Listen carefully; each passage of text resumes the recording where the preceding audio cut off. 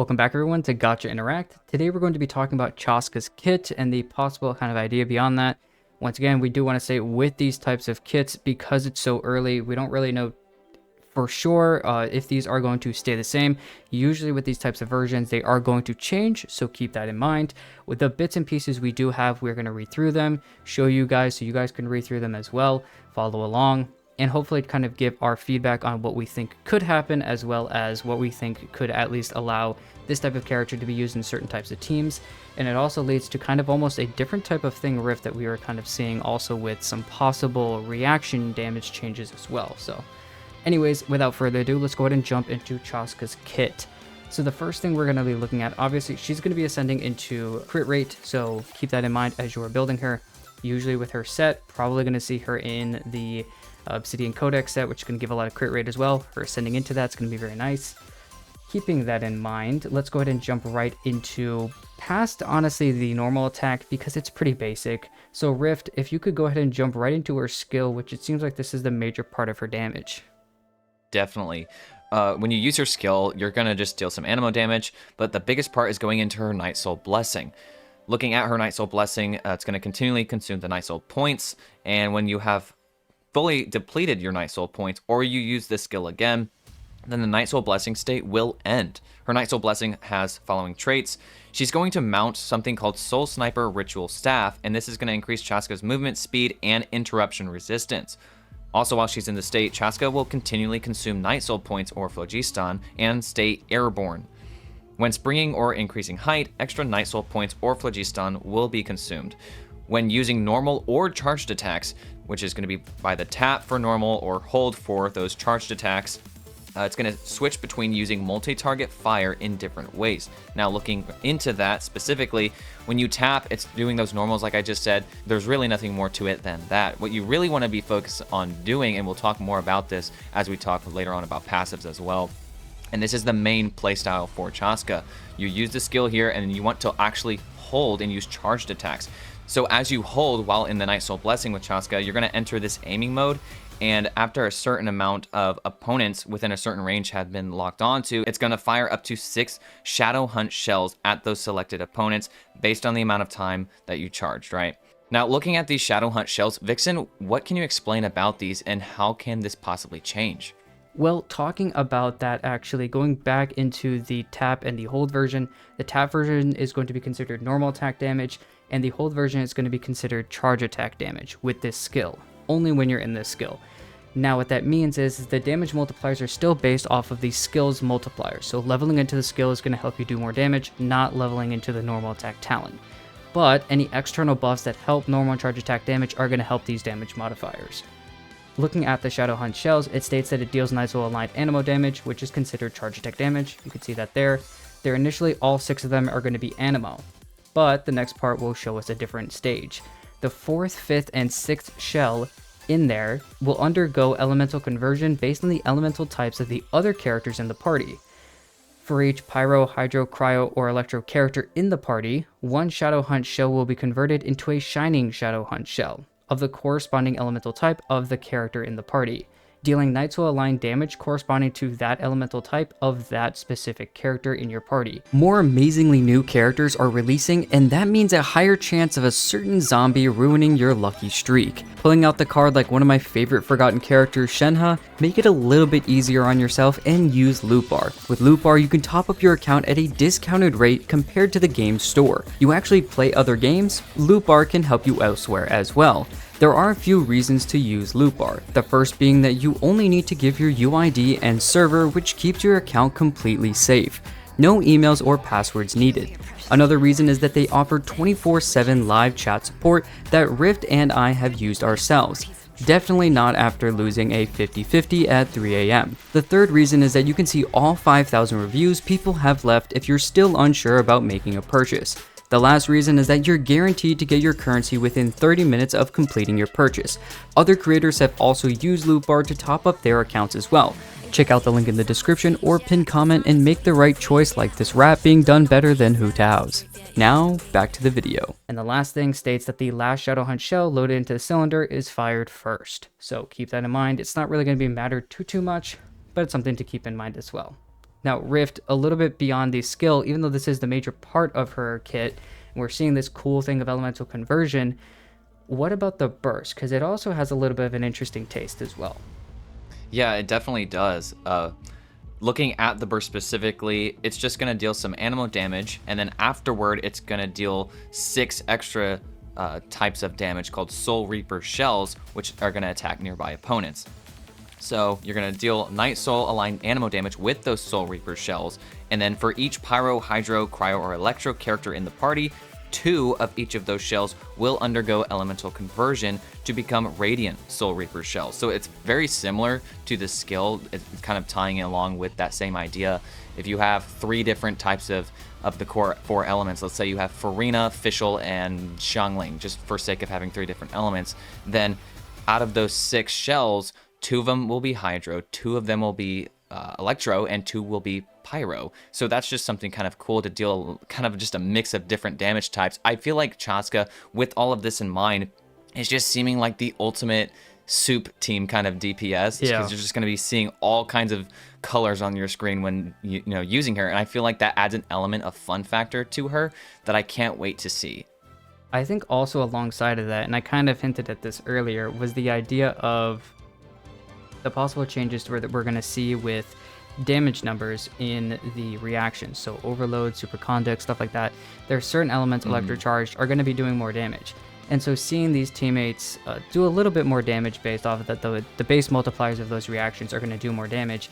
It allows characters like this, Wanderer, even Hazo, to have just some extra damage coming from other areas besides the characters themselves. Right. Also keep in mind with this burst, the Radiant Soul Reaping shells, or the converted into different element shots, are going to do double the amount of damage as the Anemo shots. So as you're seeing here, the more and more with her, the less and less you actually care about her actual element being Anemo, which obviously, as you guys can see here, tends to throw most people in the direction of her not going into like an Anemo, damage bonus, throwing her with an Anemo, buffing character like C6 or even C0, Farazan. So there's a lot of interesting things like we were talking about. Kind of that soup idea you were bringing up just kind of even more solidifies that idea. So I think that's pretty interesting though, just because I feel like it's not going to just be Wanderer 2.0. It is in a sense because it's a very similar playstyle with a little bit of a twist where it's not normal attack focused like Wanderer. It's more only focusing on that charged attack type thing where you go into that hold mode with the skill and just working with a lot of different elements, because Wanderer still wants a character like Farazan, and most Anemo DPSs do. But this is an Anemo DPS where they're like, let's not tired to using Farazan and actually have some freedom to work with just a myriad of different characters, because you just want to have a lot of those different elements in the team. It kind of reminds me of Navia in a weird sense. Bear with me, guys, because Navia was like one of the first Geo characters that didn't want to always be placed with like mono Geo teams. She actually was encouraged to be used with all of these different elemental type of characters, so you get crystallized, because that's how you buff her skill damage. And so I feel like Chasca is kind of going in the direction, looking at all of this, to be kind of like an Anemo version of Navia. Yeah, actually I kind of agree, because the other characters we've seen, the only one you can really bring that to is Wanderer, and so she's going to be brought, very similarly to what Wanderer does. The thing majorly with Wanderer is he doesn't have that conversion, and it helps because he is a catalyst, so it makes a little bit more sense. With her, it doesn't seem like with what she's doing, you're really focusing obviously so much on the Anemo idea, which I think is actually a really cool thing, because most of the time, like you're saying, what we've seen with other Anemo DPS characters is just a bunch of Anemo damage. But now we're seeing this idea of a soup team, but with the Anemo character being the on-fielder, but they're also not only doing Anemo damage. So that, once again, might change you from an Anemo damage bonus goblet to something else like an attack percent goblet. But we're going to see totally different changes. And this actually is going to allow so many other characters to work with her. Now, Wanderer, for instance, is specifically tied to making, this and this work and this correctly, but you still want Farazan there. So the other 2 slots can be thrown up, usually Farina and Bennett are there. But what we're seeing here, especially with, once again, those other reactions, Superconduct, Electrocharge, Overload, getting buffs to their initial damage, it could allow for a little bit more fun and play, and a little bit more kind of, I guess, versatility with the amount of supports that Chasca could actually use. Right. I think it's going to be more powerful than people are initially thinking because so many reactions are just going to be happening so often, so quickly, and even just small increases that one could say is going to add up in the long run. I feel like it's adding at least like 100,000 total damage to a rotation potentially, right? And if you guys have looked at the damage increases on those different reactions, then you know what I'm talking about.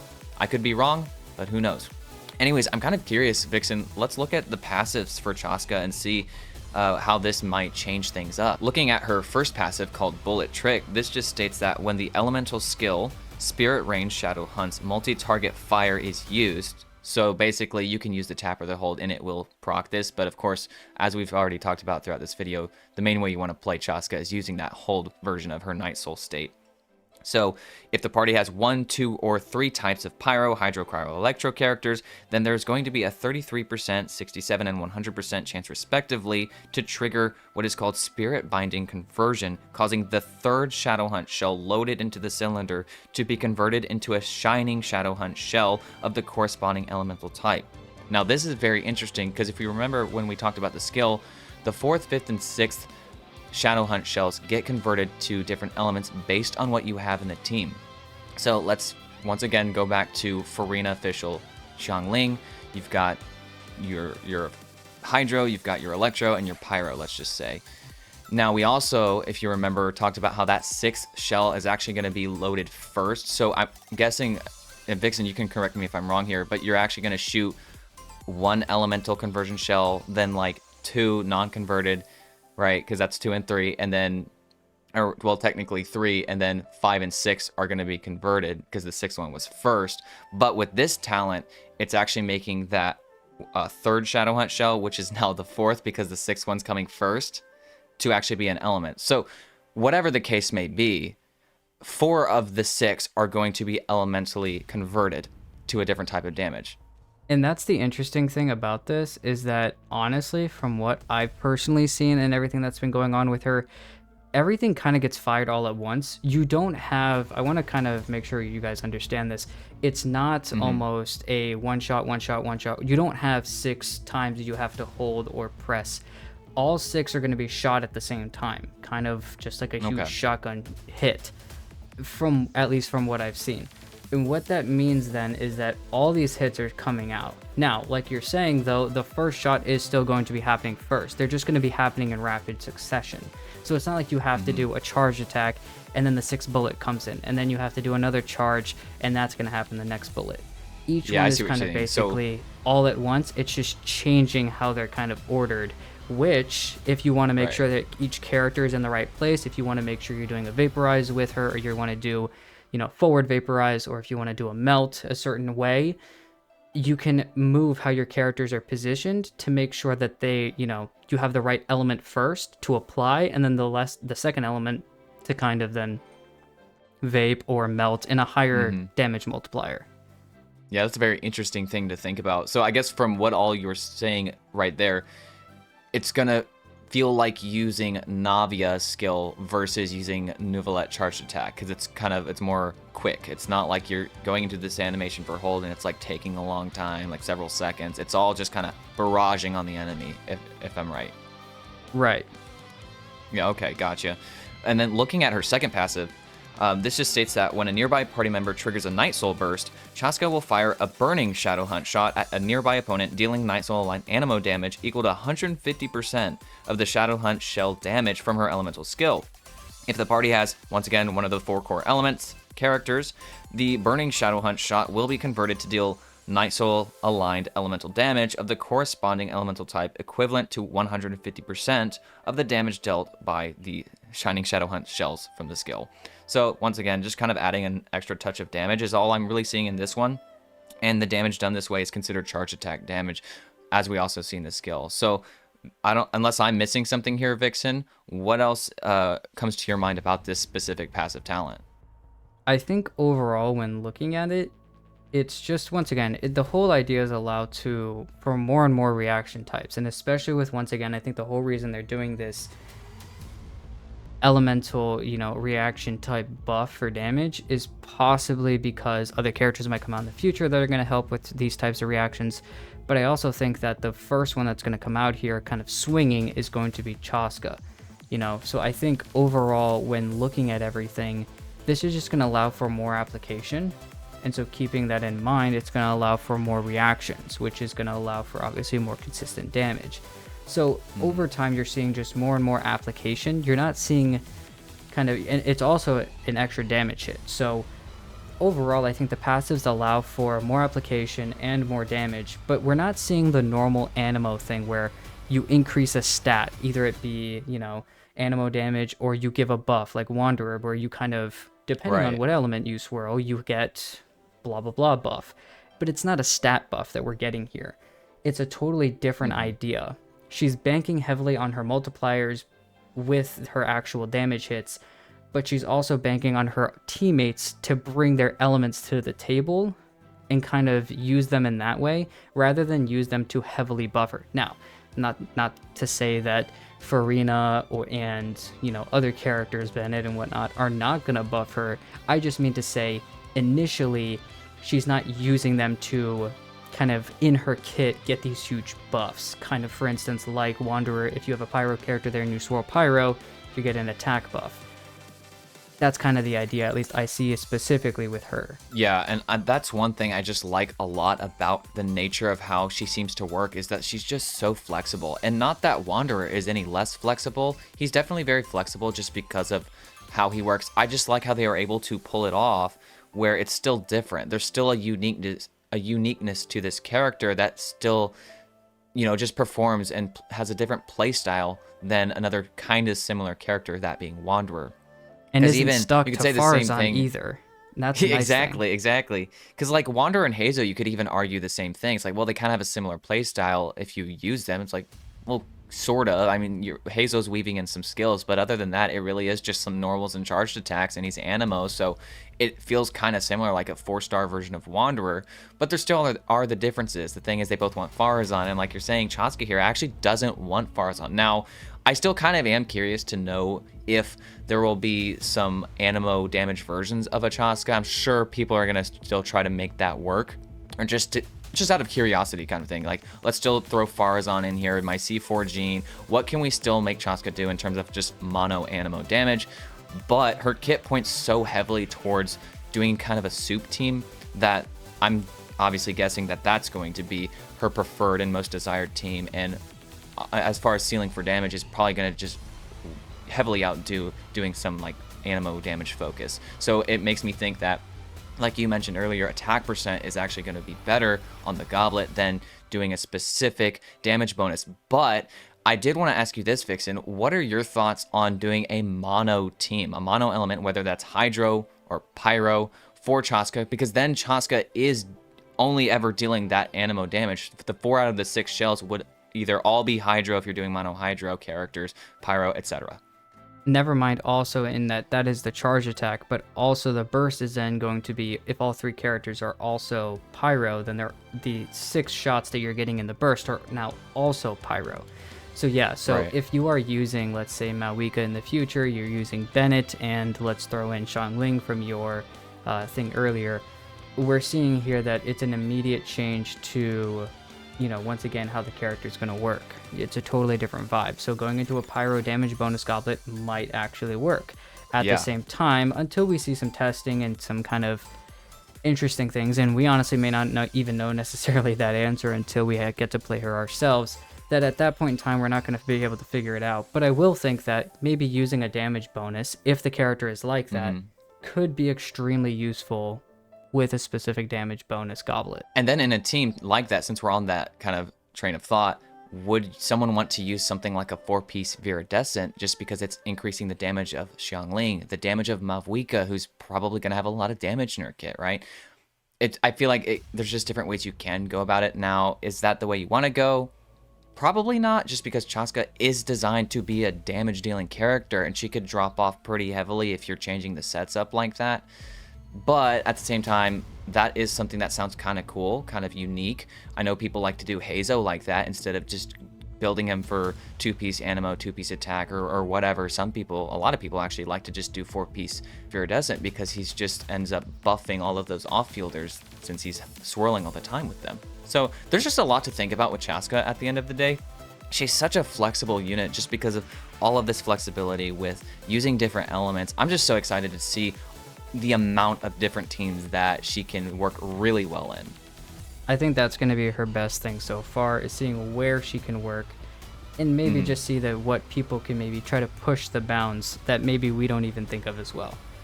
Going on to that, actually, if you guys did like the video, please go ahead and like and subscribe. Also check out our Discord. If you guys have any other further thoughts about Chasca, if you have any other questions, let us know down in the comments. We'll try to the best of our abilities to answer. Keep in mind, once again, this is a very early kit. Changes are most likely going to happen, and especially with a character like this, I see a lot of changes possibly happening, whether that be damage changes or not. Yeah. I definitely see something happening here. It could be just a little bit different. So looking a little bit forward, if you guys do have any questions, once again, we'll try to answer, but keep in mind, we'll try to keep you guys also updated to her kits throughout the weeks and how that changes as well as she gets closer to us. Once again, though, thank you guys for watching the video, and we'll see you guys in the next one.